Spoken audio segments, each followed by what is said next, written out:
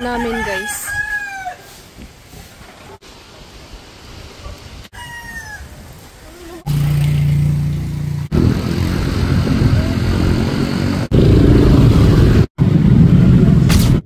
Malapit na ang Pasko. Excited na ang lahat para magsaya. Ngunit sinalubong tayo ng bagyong Tino. Sobrang daming taong apektado sa baha. Yung iba wala nang makain, walang ilaw, walang kuryente, walang masisilungan. Dahil sa biglang pag-brown out. At marami pa ang hindi nakaka-recover sa bagyo. Ang lugar ng Cebu ay muntik nang nabura sa mapa. Dahil natatabunan na ito ng tubig na merong kasamang putik. Sobrang sakit man sa pakiramdam na ang mga sasakyan iningatan mo na hindi magasgas, pero ngayon makikita mo na nakabaon sa putik yung bahay na iningatan mo, pinag-ipunan mo ng sobrang tagal, bigla-bigla na lang magugunaw dahil sa hindi inaasahang biglang pagtaas ng tubig. Ngayon lang naman kasi ito nangyari dito sa Cebu. Isang matinding bagyo at pagbaha. Maraming taong nakakaawa at humihingi ng tulong habang dumadaan kami sa lugar na to kasi wala na daw silang makain at ang mga pera nila ay hindi na nila makita kung saan, at kung sakaling may pera man sila, hindi rin sila makakabili kasi yung mga sasakyan nila ay lumubog sa putik at yung iba, kung meron naman silang sasakyan, brown out din dito sa lugar nila. Halos silang lahat apektado sa bagyo, maski man ang subdivision, hanggang liig yung tubig, kaya wala silang mapagbilhan ng mga ulam nila. Sabi nga ng isa na narinig namin, "Kuya, ate, meron ba kayong pagkain dyan? Gutom na talaga kami." Bago ang bagyo, masaya pang nagtitinda ang mama ko para kahit papano ay meron pa rin kita. Alam naman natin pag may bagyo talaga, lahat is apektado, maski yung ways of earning. At nung sumapit ang gabi, ganito nakalakas ang bagyo. So guys, sobrang lakas dito guys, sobrang lamig na ng hangin, oh. Dito ngayon sa bahay namin, at si Nicole na doon sa bahay nila. Yan yung TV namin guys, kinuha na, baka maanuhan. Amen. Tumulo na guys, oh. Tumulo na yung bubong. Guys, tanggal na yung bubong namin dito dahil sobrang lakas ng hangin. Guys, ang lakas talaga ng ulan. Saka yung hangin. Yung sala namin, burn out. Umaga na, di pa rin natapos yung bagyo. Tapos yung bubong namin yung natapos, yung dingding namin yung natapos guys. Wala nang bubong. Wala nang dingding, oh. Wala nang dingding dito guys. Kasi inano na ng bagyo. Sa CR namin guys, so ito yung CR namin, oh. Wala nang dingding, oh. Ito na, oh. Ito na yung lumabas, oh. Tapos dito sa amin, pati dito wala na, oh. Tanggal. Wala talaga kaming tulog guys. Ikaw pa, wala kang tulog, no? Wala, dos pa ko nagmata. Wala na ko matulog. Pa, mas okay na walang tulog kaysa walang gising. Yan, oh, labi, lakas pa rin ng bagyo. Alas dos, nagsugod ng bagyo. Wala ko matulog. Yung motor ko guys, nilipad na ng hangin guys. Natapos ang bagyo. Ayun, grabe. Oh, ano masabi mo, may bagyo ngayon? Sobrang ginaw. Sobrang ginaw. Ano masabi mo dito? Walang pangalan yung ano mo, yung dingding mo. Wala nang dingding. Walang pangalan. Paano pa yun mahanap? Hanapin natin. Naran yun dyan sa ano. Walang pangalan, baka angkinin. Angkinin. Wala nang ano guys, oh. Baka angkinin eh, wala nang bubong, oh. Grabe.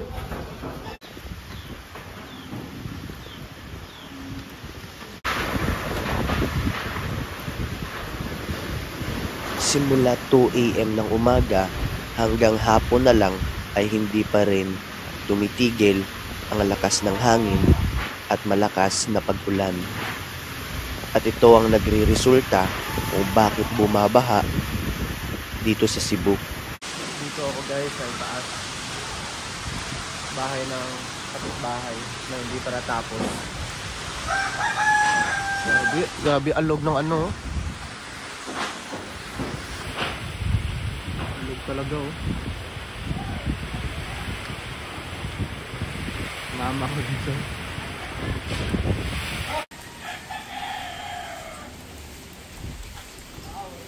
Yung balon namin guys.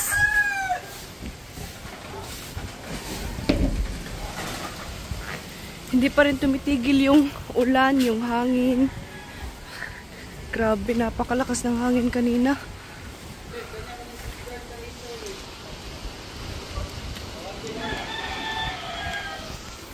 Natumbal yung mga puno dito sa amin.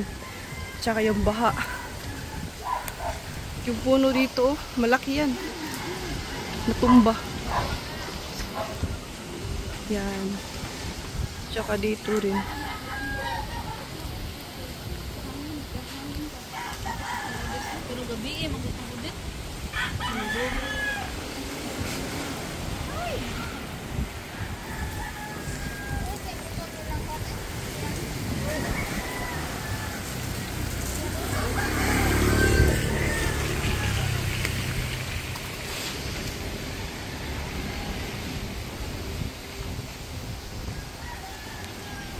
Ito yung tindahan ng mama ko.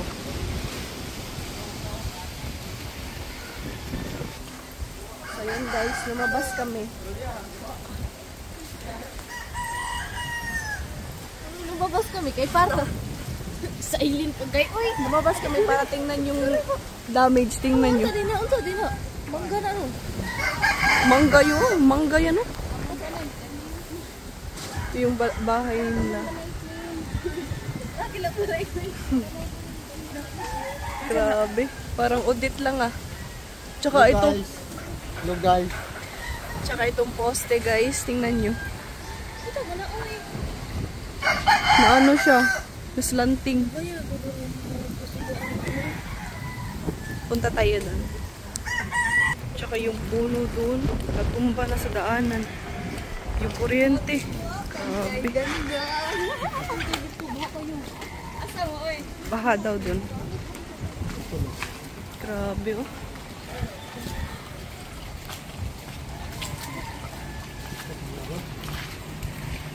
Wire oh. Naputol. May dadaan.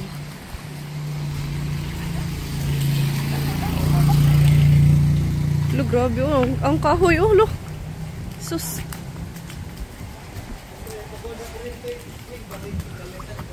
Dili man ipasiga kay di pa man pwede pasiga nila kay ano man delikado man. Oh, yung baha dito guys oh. Tingnan nyo. Ang lakas ng hangin.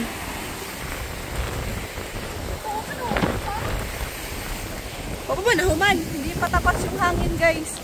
Napakalakas pa.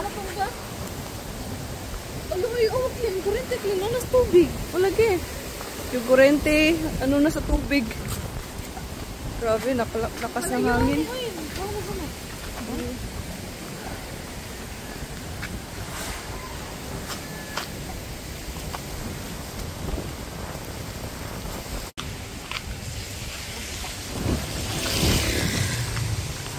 Bibili kami ng butin, guys. Natumba na yung puno, oh. Hindi pa rin nawawala yung hangin, yung ulan. Tingnan nyo, guys, yung kuryente. Grabe, oh, napali na talaga siya.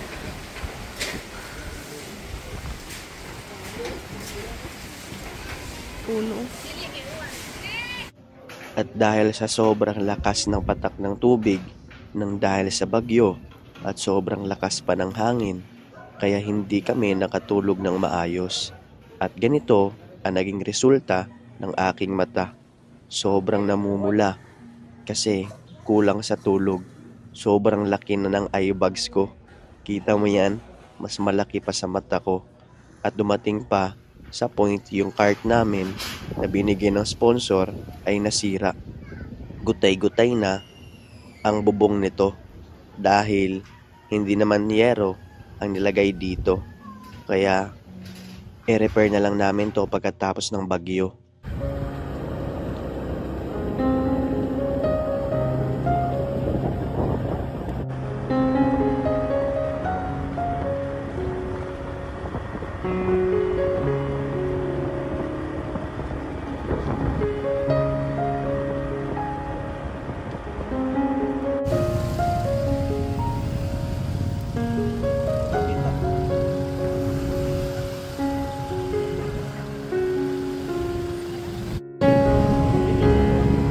Yan na.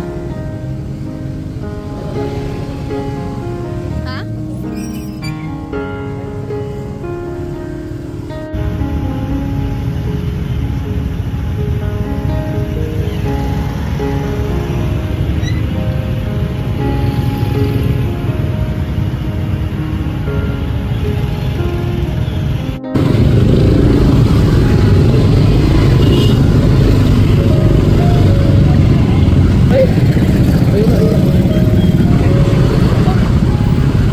Yan na.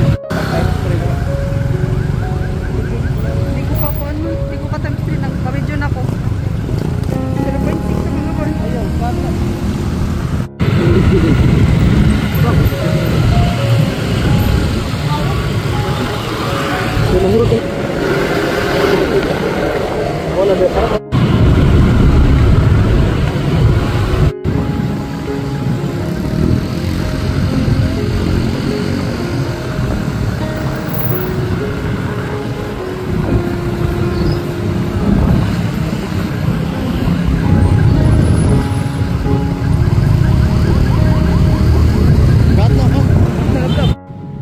Sa lahat ng nasalanta ng bagyo, huwag po tayo mawalan ng pag-asa.